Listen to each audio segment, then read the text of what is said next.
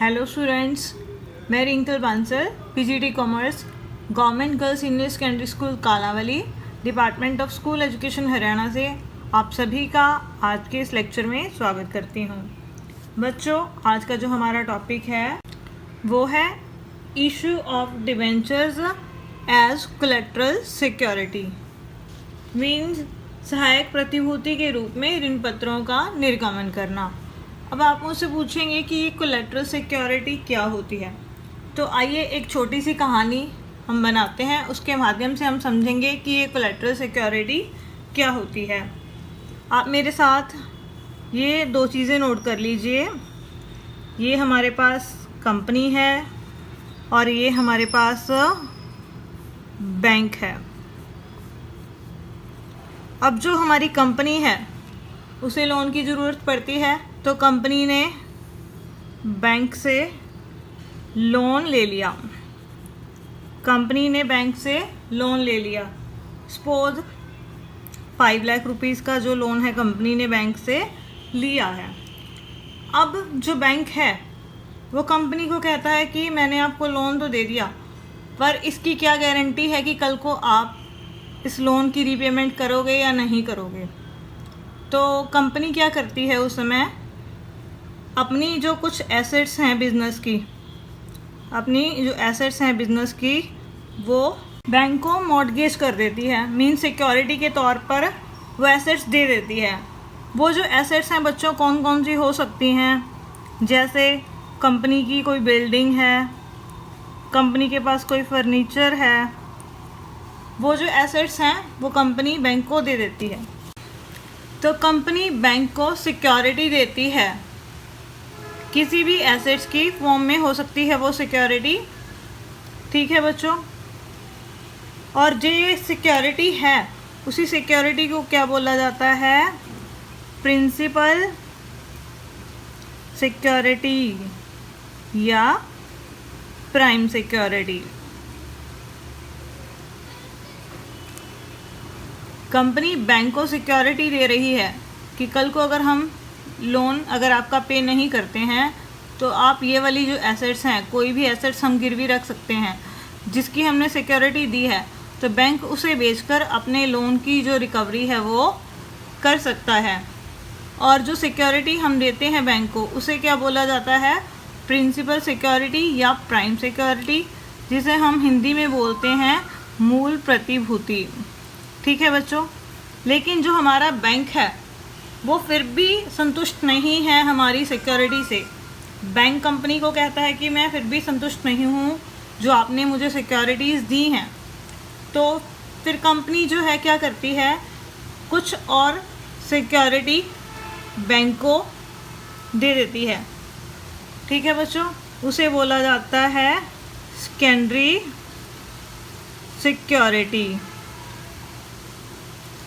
इस primary security के अलावा कंपनी कुछ और सिक्योरिटी बैंक को दे देती है।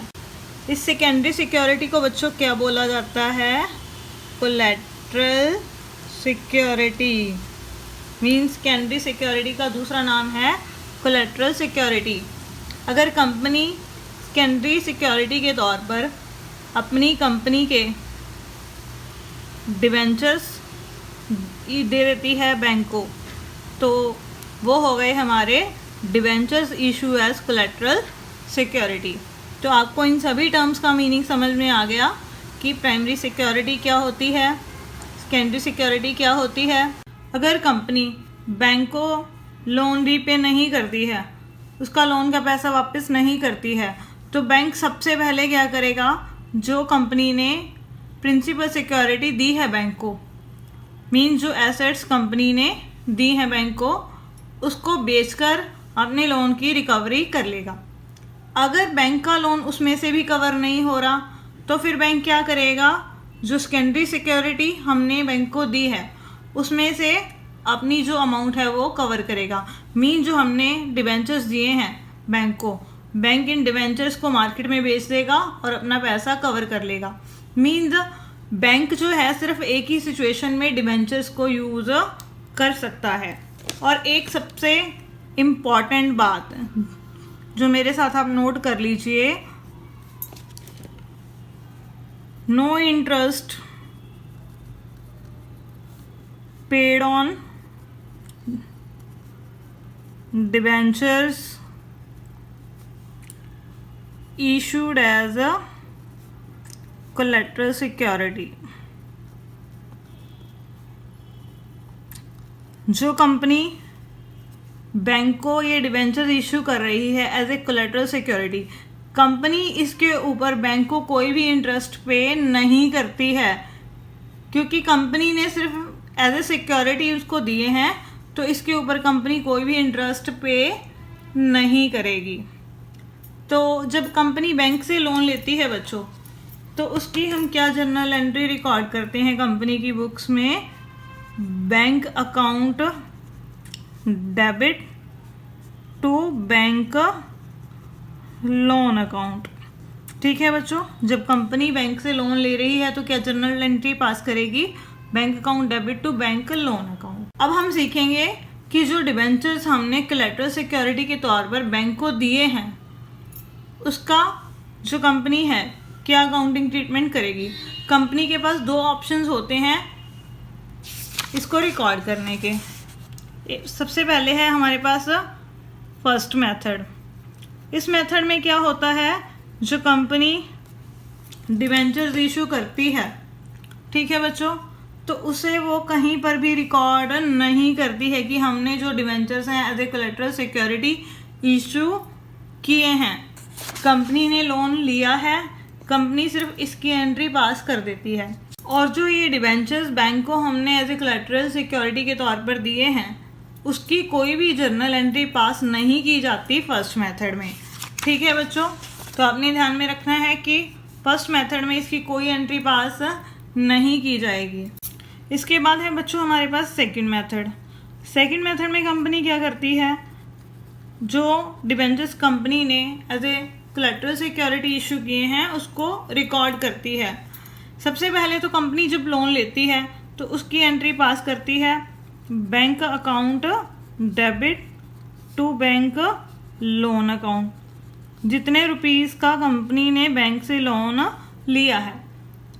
उसके बाद उस बैंक को कंपनी ने जितने रुपीस के जो डिबेंचर्स हैं वो इशू किए हैं। ठीक है बच्चों, तो इसके लिए कंपनी एक अकाउंट ओपन करती है जिसे बोलते हैं debenture suspense account. Debenture suspense account अब हमारे पास डेबिट हो जाएगा जब कंपनी ने कोलैटरल सिक्योरिटी के तौर पर डिबेंचर इशू किए हैं। डिबेंचर चले गए तो टू डिबेंचर्स अकाउंट। तो सेकंड मेथड में हमारे पास ये दो एंट्रीज कंपनी पास करेगी। 18th एग्जाम्पल स्टार्ट करते हैं बच्चों। A company had 8,12% debentures outstanding as on 1 April 2011। Company के पास 8 लाख रुपए के डिबेंचर्स आउटस्टैंडिंग हैं 1 अप्रैल 2011 को। During the year company took a loan of ₹2 lakh. कंपनी ने 2 लाख रुपए का लोन लिया है किससे, स्टेट बैंक ऑफ इंडिया से, for which the company place with the bank debentures for 3 lakh as collateral security. तो उसके बदले में कंपनी ने क्या किया, जो लोन लिया, कंपनी ने बैंक को 3 लाख रुपए के debentures as a collateral security दे दिए। Pass journal entries if any. हमने जर्नल एंट्रीज पास करनी है। Also show how the debentures and bank loan will appear in the company balance sheet as at 31 March 2012। और हमने ये दिखाना है कि जो बैंक लोन है और जो डिबेंचर्स हैं वो कंपनी की बैलेंस शीट में किस प्रकार शो किए जाएंगे। मीन जर्नल एंट्री भी पास करनी है और साथ में हमने कंपनी की बैलेंस शीट बनाकर उसमें दिखाना है कि जो बैंक लोन है और डिबेंचर्स हैं वो कैसे शो किए जाएंगे। और हमें यहाँ पर कुछ मेंशन नहीं किया गया है कि आपने कौन से मेथड से क्वेश्चन करना है, तो हम दोनों मेथड से इस क्वेश्चन को सॉल्व करेंगे और सीखेंगे कि दोनों मेथड्स में हमने उसे कंपनी की जो बैलेंस शीट है उसमें कैसे रिकॉर्ड करना है। बच्चों अभी हमने 18th इलस्ट्रेशन रीड आउट किया। इसमें हमें दिया गया है कि जो कंपनी है उसके पास ऑलरेडी 8 लाख रुपीज़ के डिबेंचर्स हैं और कंपनी ने स्टेट बैंक ऑफ इंडिया से 2 लाख रुपए का लोन लिया है। तो बच्चों कंपनी ने सबसे पहले लोन लिया है, उन्होंने क्वेश्चन में हमें कुछ भी नहीं कहा हुआ कि जो कंपनी ने डिबेंचर्स इशू किए हैं एज ए कोलेट्रिकल सिक्योरिटी, उसे किस मेथड से हमने बुक्स में रिकॉर्ड करना है। तो हम उसको दोनों मेथड से रिकॉर्ड करके चलेंगे। अगर फर्स्ट मेथड और सेकंड मेथड, दोनों मेथड से मैं आपको करवाऊंगी कि उसे बुक्स में कैसे रिकॉर्ड किया जाएगा। तो सबसे पहले यहाँ पर कंपनी ने लोन लिया है, तो कंपनी के पास अमाउंट आ गई, पैसा आ गया, तो बैंक अकाउंट क्या हो गया, डेबिट हो गया। किस चीज़ का आया है, लोन का, to bank loan account. Company की जो लाइबिलिटी है वो इंक्रीज हो गई है। ठीक है बच्चों, ये है 2 लाख रुपीज़ का लोन है।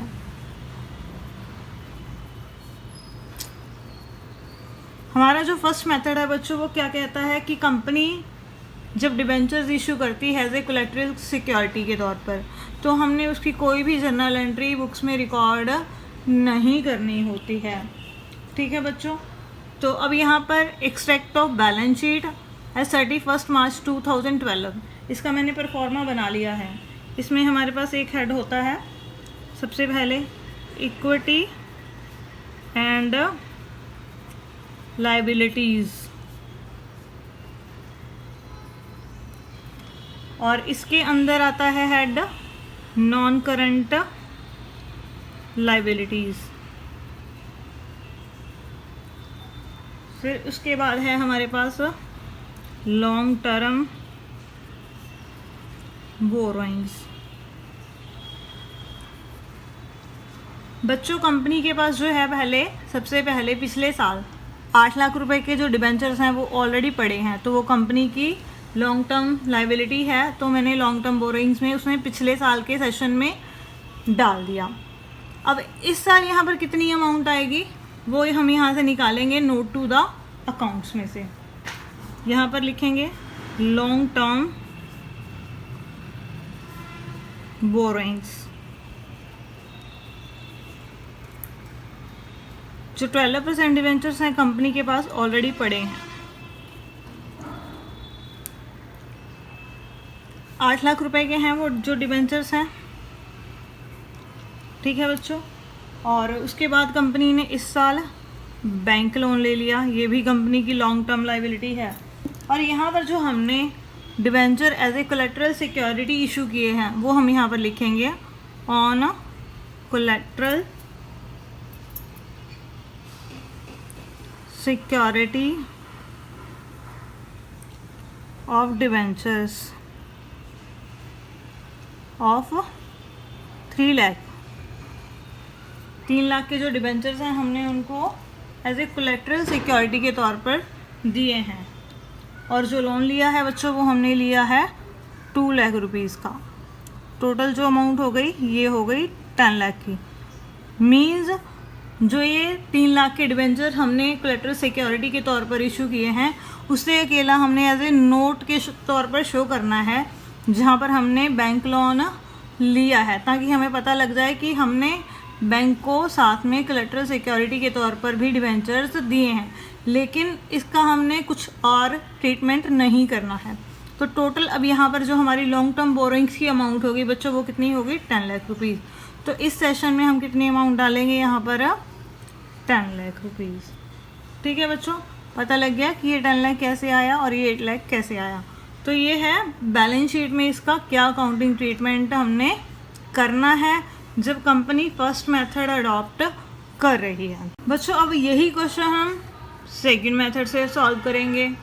सेकंड मेथड में क्या होता है, जब कंपनी लोन लेती है और as a collateral security debentures issue करती है तो उसकी क्या क्या एंट्रीज रिकॉर्ड की जाएंगी। जो पहली एंट्री तो वही सेम होगी हमारे पास, हमने बैंक से लोन लिया तो बैंक अकाउंट क्या हो गया हमारे पास, डेबिट हो गया to bank loan account. Amount कितनी है हमारे पास लोन की 2 लाख रुपीज़।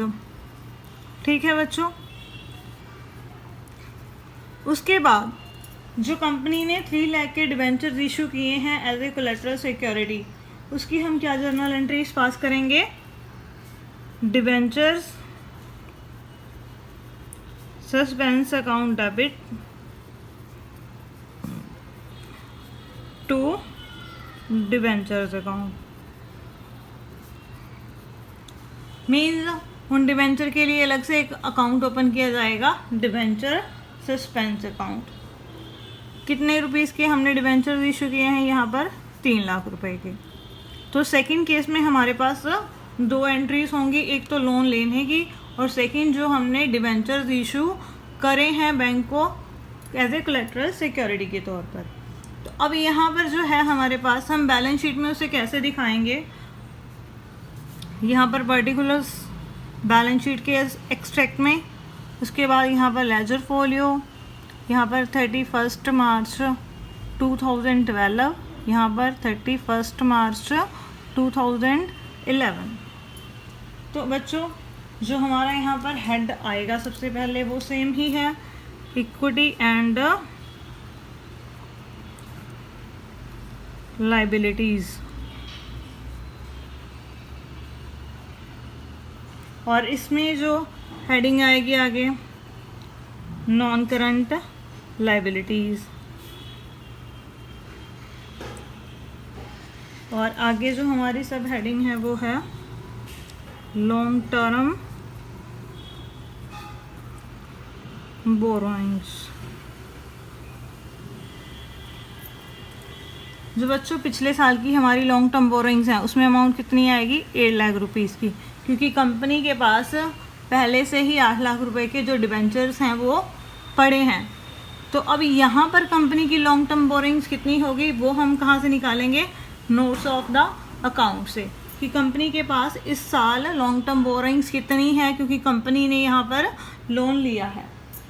तो यहाँ पर हम इसे सॉल्व करते हैं। Long term borrowings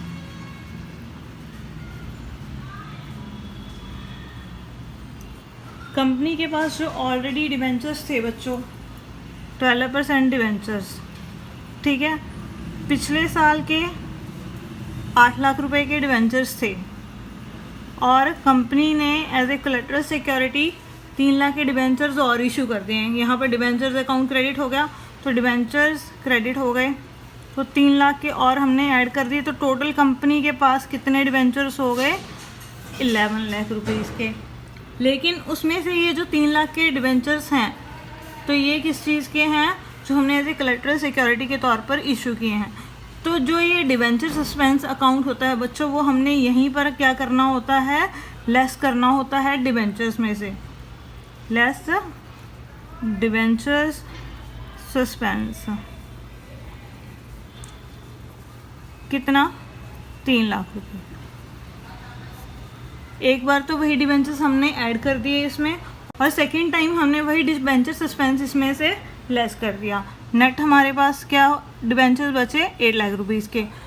case first में भी 8 लाख के थे, केस सेकंड में भी 8 लाख के हैं, लेकिन बस यहाँ पर डिफरेंस क्या है कि यहाँ पर हमने शो किया है कि जो ये डिबेंचर्स हैं हमने इशू किए हैं, और सेकंड बैंक लोन लिया है हमने, तो बैंक लोन है हमारे पास 2 लाख रुपीज़ का, वो भी हमने डाल दिया।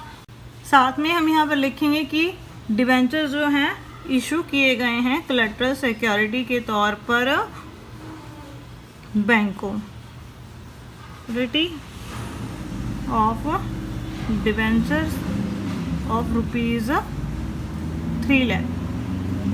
ठीक है बच्चों, तो ये अमाउंट आ गई हमारे पास यहाँ पर 10 लाख रुपीज़ की। तो लॉन्ग टर्म बोरिंग्स कितनी आ गई यहाँ पर भी हमारे पास 10 लाख रुपीज़। देखो बच्चों, दोनों मेथड्स में कोई डिफरेंस नहीं है, अमाउंट यहाँ पर सेम ही आएगी, लेकिन जो नोट्स ऑफ अकाउंट्स है वहाँ पर हम शो करके दिखाएंगे सेकंड मेथड में कि हमने डिबेंचर्स इशू करे हैं बैंक को, और जो फर्स्ट मेथड है उसमें हम कहीं पर भी शो नहीं करते हैं। और जो कंपनी प्राइमरी सिक्योरिटी इशू करती है बैंक को, उसकी कोई भी एंट्री हमने रिकॉर्ड नहीं करनी है बुक्स में। तो इसी के साथ ये क्वेश्चन हमारा कंप्लीट हो। देखो बच्चों, 19th इलस्ट्रेशन, इसमें हमारे पास क्या दिया गया है? Meghnath limited took a loan of 1,20,000 from a bank. उन्होंने 1,20,000 रुपये का बैंक से लोन लिया है and deposited 1,408% debentures of 100 each as collateral security along with the primary security worth 2 lakhs। उन्होंने क्या किया? बैंक से जो लोन लिया है उसके लिए उन्होंने प्राइमरी सिक्योरिटी बैंक को दे दी 2 लाख रुपए की, और प्राइमरी सिक्योरिटी के साथ साथ एज ए कोलेट्रल सिक्योरिटी हमने 1400 डिबेंचर्स बैंक को दे दिए, और वो जो डिबेंचर है 100 रुपीज़ का एक है। Company again took a loan of 80,000 after 2 months from a bank. Company को फिर से लोन की ज़रूरत पड़ गई, तो बैंक से कंपनी ने लोन ले लिया 80,000 रुपये का 2 महीनों बाद, and deposited 1008% debentures of 100 each. और उसके बदले में कंपनी ने क्या किया, साथ में कोलैटरल सिक्योरिटी के तौर पर 1000 डिबेंचर्स फिर बैंक को दे दिए। तो अब यहाँ पर हमने क्या करना है, जर्नल एंट्रीज रिकॉर्ड करनी है। And how will you show the issue of debentures and bank loan in the balance sheet of the company. और कंपनी की बैलेंस शीट बनाकर उसमें हमने दिखाना है कि जो बैंक लोन है और जो कंपनी ने डिबेंचर्स इशू किए हैं एज ए कोलैटरल सिक्योरिटी, उसे हम कैसे शो करेंगे। और एक चीज़ आपने ध्यान में रखनी है, कंपनी ने जो ये प्राइमरी सिक्योरिटी इशू की है 2 लाख रुपए की, इसकी हमने कोई एंट्री पास नहीं करनी है, क्योंकि हमने सिर्फ जो कोलैटरल सिक्योरिटी के तौर पर जो डिबेंचर्स इशू किए गए हैं उसकी एंट्रीज ही पास करनी है। तो आइए अब हम इसे कॉपी पर सॉल्व करें। बच्चों अभी हमने 19th इलस्ट्रेशन पढ़ा, उसमें हमें क्या क्या बनाने के लिए बोला गया है। एक तो जर्नल एंट्रीज करनी है हमने क्वेश्चन में, और एक उन्होंने कहा है कि जो हमने डिबेंचर्स इशू किए हैं उसे बैलेंस शीट में हम कैसे शो करेंगे, और जो बैंक लोन है उसे हम कैसे शो करेंगे। क्वेश्चन में हमारे पास क्या दिया गया है कि मेघनाथ लिमिटेड ने जो लोन लिया है 1,20,000 रुपये का बैंक से, और उसके बदले में 1400 डिबेंचर्स उनको इशू करे हैं एज ए कोलैटरल सिक्योरिटी के तौर पर। तो सबसे पहले उन्होंने बैंक से लोन लिया है, तो उसकी एंट्री क्या होगी, bank account debit to bank loan account, कितनी 1,20,000 रुपये की। ठीक है बच्चों, हमने बैंक से लोन ले लिया। और सेकंड मेथड में हम क्या करते होते हैं, जब हम कोलैटरल सिक्योरिटी के तौर पर डिबेंचर्स इशू करते हैं तो उसकी क्या जर्नल एंट्री पास होती है, debentures suspense account debit to debentures.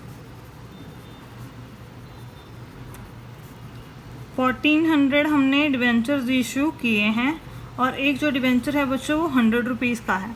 तो डिबेंचर्स हमने कितने इशू किए उनको, 1,40,000 रुपये के। ठीक है, उसके बाद फिर कंपनी को लोन की ज़रूरत पड़ गई, कंपनी ने फिर बैंक से लोन ले लिया 80,000 रुपये का। तो एंट्री क्या होगी, bank account debit to bank loan account, कितने का, 80,000 रुपये का। ठीक है बच्चों, उसके बाद फिर कंपनी ने बैंक को एज ए कोलैटरल सिक्योरिटी के तौर पर डिबेंचर्स दे दिए 1000 डिबेंचर्स, वही 8% वाले। तो फिर हम क्या जर्नल एंट्री पास करेंगे, जब हमने debentures as a collateral security issue किए हैं, इसकी एंट्री होगी debentures suspense account debit to 8% debentures account. 1000 debentures हैं बच्चों, 100 का एक है, तो ये कितने के हो गए, 1 लाख रुपीज़ के। ठीक है बच्चों, और आपको ये एक बात ध्यान में रखनी है कि जो company as a collateral security के तौर पर जो डिबेंचर्स इशू करती है, बैंक को देती है, उसके ऊपर बैंक को कभी भी कोई भी इंटरेस्ट नहीं पे करती है। इसके बाद हमें क्वेश्चन में कहा गया है कि आप बैलेंस शीट में बताइए ये किस प्रकार से शो किए जाएंगे, लोन भी और डिबेंचर्स भी। तो ये मैंने बैलेंस शीट का परफॉर्मा बना लिया और साथ में नोट्स ऑफ द अकाउंट्स बना लिए। फर्स्ट इसमें जो हमारी हेडिंग होती है वही इक्विटी एंड लाइबिलिटीज़, और इसके अंदर आता है हमारे पास नॉन करंट लाइबिलिटीज़,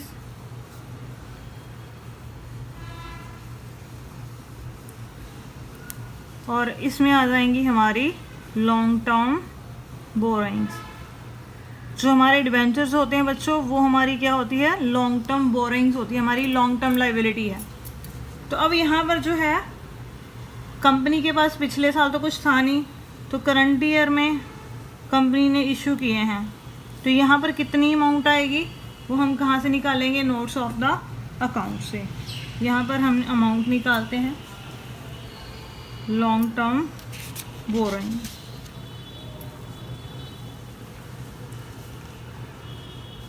सबसे पहले कंपनी के पास जो 8% डिवेंचर्स हैं वो कितने हैं, 1,40,000 के कंपनी ने एक इशू किए हैं और 1 लाख के एक इशू किए हैं। तो टोटल डिवेंचर्स कंपनी के पास आ गए 2,40,000 रुपये के। जो ये हमने डिवेंचर सस्पेंस डेबिट किया है यहाँ पर 1 लाख से और 1,40,000 से ऊपर, तो वो डिवेंचर सस्पेंस यहाँ पर क्या हो जाएगा, लेस हो जाएगा टू डिवेंचर्स सस्पेंस अकाउंट। कितना आ जाएगा, ये भी 40,000 रुपये। तो मीनिंग ये हुआ कि जितने के हमने डिवेंचर्स इशू करे हैं उतना ही हमारे पास डिवेंचर सस्पेंस हो गया, तो यहाँ पर अमाउंट हमारे पास कुछ भी नहीं बची। कंपनी ने पहले कोई भी डिवेंचर इशू किया है या नहीं किया उसके बारे में हमें यहाँ पर कोई इन्फॉर्मेशन नहीं दी है। सेकंड, कंपनी ने बैंक लोन लिया है। जो पहले कंपनी ने लोन लिया था वो कितने का लिया था, 1,20,000 रुपये का, प्लस बाद में जो कंपनी ने लोन लिया है वो है 80,000 रुपये का।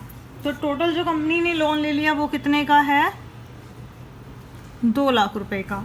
ठीक है बच्चों, और यहाँ पर हम शो करेंगे साथ में बैंक लोन के कि जो कंपनी है उसने बैंक लोन के साथ प्राइमरी सिक्योरिटी रखी है 2 लाख रुपए की, और जो कोलैटरल सिक्योरिटी है डिबेंचर्स की वो रखी है 2,40,000 रुपये की। जो बच्चों कंपनी प्राइमरी सिक्योरिटी देती है बैंक को, उसकी हमने कोई भी ट्रांजैक्शन रिकॉर्ड नहीं करनी है, क्योंकि यहाँ पर जो हमारा टॉपिक चल रहा है वो है issue of debentures as collateral securities.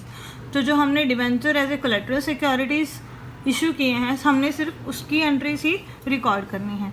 तो अब यहाँ पर जो हमारा बैंक लोन है वो 2 लाख हो गया, तो हमारी लॉन्ग टर्म बोरोइंग्स की अमाउंट आ गई 2 लाख रुपीज़। तो यहाँ पर हम इसे पोस्ट कर देंगे 2 लाख रुपीज़। तो आपको समझ में आ गया कि जो डिवेंचर्स हैं वो हम इशू करते हैं एज ए कोलैटरल सिक्योरिटी, तो उसका बैलेंस शीट में क्या अकाउंटिंग ट्रीटमेंट हमने करना है। इलस्ट्रेशन नंबर 20 है हमारे पास बच्चों। इसमें हमारे पास क्या दिया गया है, ए लिमिटेड कंपनी है, उसने जो डिबेंचर्स हैं बच्चों इशू किए हैं 1 लाख रुपीज़ के, विच वर इशू एज फॉलो। वो कैसे कैसे इशू किए हैं वो हमें बता रखा है। फर्स्ट फॉर कैश एट 90%, उन्होंने 90% कैश पर इशू किए हैं। मीन्स उनकी जो नॉमिनल वैल्यू है डिबेंचर्स की वो है हमारे पास 50,000 और वो 90% कैश पर इशू किए गए हैं। इसका मतलब क्या हुआ कि कंपनी ने 100 रुपये के बदले में सिर्फ उनसे 90 रुपये ही लिए हैं। ठीक है, तो 10 रुपये उनसे नहीं लिए, तो वो क्या हो गया बच्चों, डिस्काउंट हो गया। मीन्स जो 50,000 रुपीज़ वाले डिबेंचर्स हैं वो कंपनी ने 10% डिस्काउंट पर इशू किए हैं। सेकेंड है for creditor for ₹20,000 capital expenditure in satisfaction of his claim. एक क्रेडिटर था हमारे पास जिसको हमने 20,000 रुपये देने थे। वो अमाउंट किसके देने थे, कैपिटल एक्सपेंडिचर था। मीन्स हमने कोई उससे फिक्स एसेट्स वगैरह खरीदी थी, उसके बदले में हमने उसको 25,000 रुपीज़ के डिबेंचर्स इशू कर दिए। पेमेंट तो उसको सिर्फ 20,000 रुपये की करनी थी, लेकिन उसके बदले में हम उनको डिबेंचर्स इशू कर रहे हैं 25,000 रुपये के। इट मीन्स जो 5,000 के जो डिबेंचर्स है वो हमने एक्सेस में उनको दे दिए। तो जो 5,000 रुपीज़ जो बच्चों वो क्या हो जाएगा, हमारा डिस्काउंट हो जाएगा, क्योंकि हमने ज़्यादा रुपीज़ के डिबेंचर्स उनको इशू कर दिए हैं। थर्ड जो है to bankers for a loan of ₹15,000, हमने बैंक से जो लोन लिया हुआ था 15,000 रुपये का, और उसे हमने एज ए कोलैटरल सिक्योरिटी के तौर पर 25,000 रुपये की नॉमिनल वैल्यू के डिबेंचर्स इशू कर दिए हैं। तो ये 3 केस हो गए हमारे पास, और इन सारे डिबेंचर्स की जो फेस वैल्यू है 1 लाख बन गई। और नीचे उन्होंने क्या कहा है, the issue 1 and 2 are redeemable at the end of 10 years at par. जो फर्स्ट और सेकंड केस में जो हमने डिबेंचर्स इशू किए हैं वो हमने रिडीम करने हैं 10 सालों बाद एट पार पर। मीन्स आज अगर हमने उनसे 90 रुपये मंगवाए हैं, हम उसे कितने रुपीज़ वापस करेंगे, 100 रुपये। तो अब यहाँ पर हमने जर्नल एंट्रीज पास करनी है सिर्फ पहले साल के लिए। और जो ये हमें रिडीमेबल टाइम दे रखा है, इसका मतलब जो डिस्काउंट हमने अलाउ किया है उसे हम राइट ऑफ करेंगे कितने सालों में, 10 सालों में। और उसके फर्स्ट ईयर के डिस्काउंट के राइट ऑफ करने की हम जर्नल एंट्रीज पास करेंगे। तो आइए अब हम इसे कॉपी पर सॉल्व करें। बच्चों अभी हमने 20th इलस्ट्रेशन रीड आउट की, उसमें हमारे पास 3 केस दिए गए हैं। जो फर्स्ट केस है उसमें हमारे पास क्या दिया गया है कि जो कंपनी है 90% कैश पर डिबेंचर्स इशू कर रही है। इट मीन्स कंपनी 10% क्या कर रही है, डिस्काउंट दे रही है। तो अब हमारे पास सबसे पहले अमाउंट रिसीव होगी और कंपनी सारा पैसा एक बार में ही मंगवा रही है। तो एंट्री क्या होगी हमारे पास, bank account debit to debenture application and allotment account. और 50,000 जो है डिवेंचर्स की नॉमिनल वैल्यू है, मींस फेस वैल्यू है, और कंपनी उसको 90% पर इशू कर रही है। तो कंपनी को कितना कैश रिसीव होगा, 50,000 का 90% यानी 45,000। और जो बाकी 10% बचेगा हमारे पास वो क्या है, कंपनी ने जो डिस्काउंट दिया है। अब इस अमाउंट को हम कहाँ ट्रांसफ़र करेंगे, डिबेंचर्स अकाउंट में। Debenture application and allotment account debit to debentures account. ये बच्चों जो अमाउंट है वो है 45,000 की, लेकिन जो हमारे पास डिबेंचर्स हैं वो कितने के हैं, 50,000 के। तो हमने जो उनको 5,000 डिस्काउंट अलाउ किया है उसे हम यहाँ पर क्या कर देंगे, डेबिट कर देंगे। Discount on issue of debentures account 5,000 rupees. ठीक है बच्चों। सेकेंड केस उन्होंने कहा है कि उन्होंने जो एसेट्स हैं, फिक्स एसेट्स खरीदी हैं वेंडर से, और जो एसेट्स हैं उनकी जो वैल्यू है हमारे पास 20,000 रुपीज़ है। हमने एसेट्स खरीदी हैं तो एंट्री क्या होगी, सेकंड केस में एसेट्स हमारे पास आ गई, fixed assets account debit to vendor account, credit the giver. देने वाला फिक्स एसेट्स कौन है, वेंडर। 20,000 रुपीज़ की फिक्स एसेट्स हमारे पास आ गई। अब इस वेंडर को हमने क्या किया, जो 20,000 की हमने पेमेंट करनी है उसको, उसके बदले में हमने उसे 25,000 के डिवेंचर्स इशू कर दिए। मीन्स 20,000 की पेमेंट के बदले में 25,000 के डिवेंचर्स हम इशू कर रहे हैं।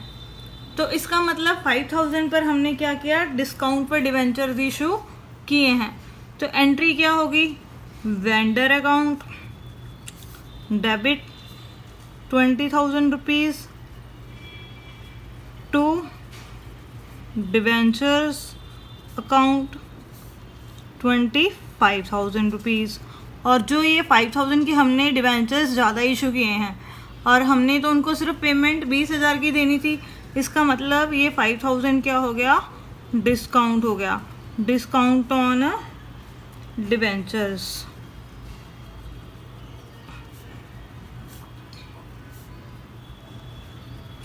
ठीक है बच्चों, तो ये हो गए हमारे फर्स्ट 2 केस। अब थर्ड केस हमारे पास क्या दिया गया है कि जो कंपनी है उसने बैंक से लोन लिया है 15,000 रुपये का।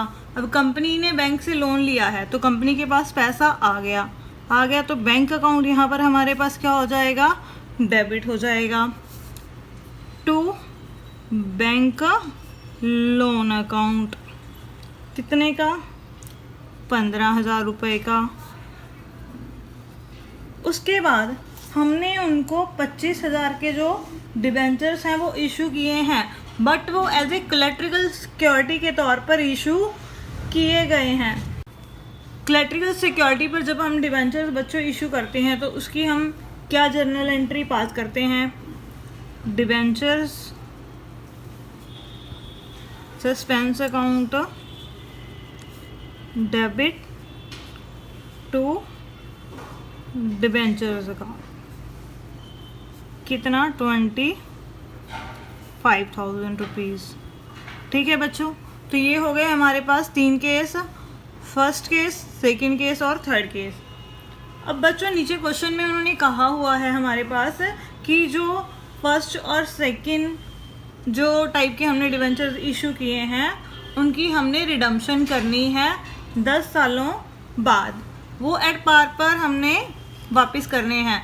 मींस अब जो ये डिस्काउंट है इसका 5,000 रुपीज़, इसका जो डिस्काउंट है सेकंड का 5,000 रुपीज़, टोटल डिस्काउंट कितना हो जाएगा हमारे पास? 10,000 रुपीज़। तो ये जो डिस्काउंट है बच्चों हम राइट ऑफ करेंगे कितने सालों में? 10 सालों में हम राइट ऑफ करेंगे। 10,000 को हम 10 से डिवाइड करेंगे तो हर साल हम कितना जो डिस्काउंट है प्रॉफिट एंड लॉस से राइट ऑफ करेंगे? 1,000 रुपीज़। तो उसकी हम बच्चों क्या जर्नल एंट्री पास करेंगे जब हाँ हर साल हम जो डिस्काउंट है राइट ऑफ करेंगे। लॉस है तो स्टेटमेंट ऑफ P&L अकाउंट हमारा क्या हो जाएगा? Debit to discount on issue of debentures. ठीक है बच्चों, यहाँ पर जो डिस्काउंट है वो डेबिट हो रहा है हमारा, और अब उसको राइट ऑफ करेंगे तो ये क्या हो जाएगा? साथ में क्रेडिट हो जाएगा। कितनी अमाउंट से? 1,000 रुपीज़ से, क्योंकि हर साल हम कितना कितना डिस्काउंट राइट ऑफ करते रहेंगे? 1,000 रुपीज़। तो इसी के साथ ये क्वेश्चन हमारा कंप्लीट हो गया।